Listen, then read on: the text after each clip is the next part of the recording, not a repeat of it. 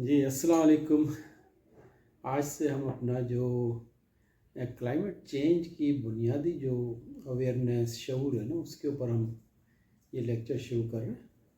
तो आज पहला लेक्चर है। सबसे पहला लेक्चर हम ये समझने की कोशिश करेंगे कि ये क्लाइमेट जो है दुनिया के मुख्तलिफ़ हिस्सों का अलग अलग क्यों होता है। ये इसलिए समझना है क्योंकि अगर हम ये कहते हैं कि ग्लोबल वार्मिंग यानी दुनिया का दर्जा हरारत बढ़ रहा है, तो दर्जा हरारत तो वहाँ का बढ़ रहा है जो कि गर्म खित्ते हैं।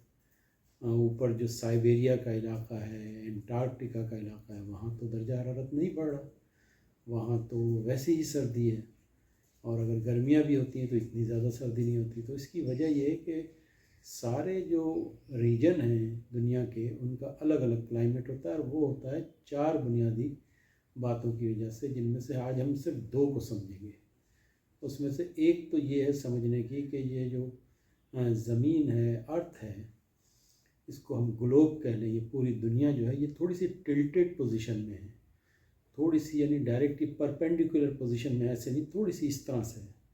तो जब ये इस तरह से है तो इसके कुछ हिस्से के ऊपर बराह रास्त सूरज की रोशनी पड़ती है और कुछ हिस्सों पर डायरेक्टली उतनी नहीं पड़ती। जैसे ये अगर टिल्टेड पोजीशन में है तो ये जो हिस्सा है ना, इस हिस्से पे सूरज की रोशनी डायरेक्ट नहीं पड़ती। सूरज ये है तो सूरज की रोशनी इधर पड़ रही है, ये सेंटर के, जहाँ पर हमारा भी मुल्क है, जिसको हम ट्रॉपिकल जोन कहते हैं।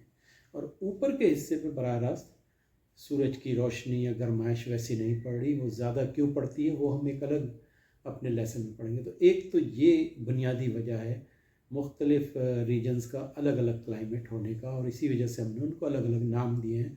वो भी हम जो है अपने आखिरी जो लेक्चर में जो दो वजूहात और पढ़ेंगे, तो वो चार टोटल वजूहात होंगी, तो उसमें ये भी देख लेंगे कि उनको अलग अलग नाम क्या दिए हैं, और वो मुख्तलिफ भी हो सकते हैं, ज़रूरी नहीं है कि वही नाम हो। ठीक है जी। एक तो ये समझ में आ गया आपको कि टिल्टेड पोजीशन है, और एक जो है ये बल्जिंग पोजीशन में स्फेरिकल शेप है इसकी, अर्थ की।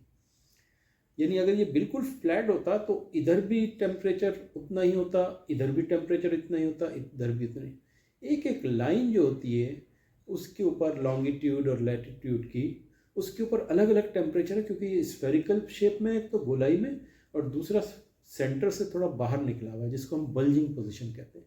तो ये दो वजूहात हैं चार में से, जिसकी वजह से दुनिया का क्लाइमेट जो है वो अलग अलग होता है। और क्लाइमेट क्या होता है वो भी हम अपने अगले लेक्चर में पढ़ लेंगे, बल्कि उसके बाद एक और लेक्चर होगा। तो ये हमारे छोटे छोटे लेक्चर होंगे जो मुस्तकिल चलते रहेंगे, बिल्कुल लाइट वे में जो है। इसमें कोई ज़्यादा टेक्निकल डिक्शन इस्तेमाल नहीं करेंगे, थ्योरी नहीं इस्तेमाल करेंगे, लेकिन ये समझ में आ जाएगा। तो अब मैं दोबारा दोहरा देता हूँ।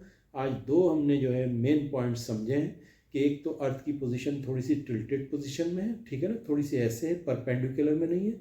और नंबर टू, अर्थ की शेप जो है स्फेरिकल पोजीशन में नहीं है, बिल्कुल गोलाई में नहीं है, बल्कि बल्जिंग सेंटर में, बल्जिंग बाहर को निकला हुआ भी है उसका हिस्सा। तो ये दो वजूहात आज हमने समझ ली।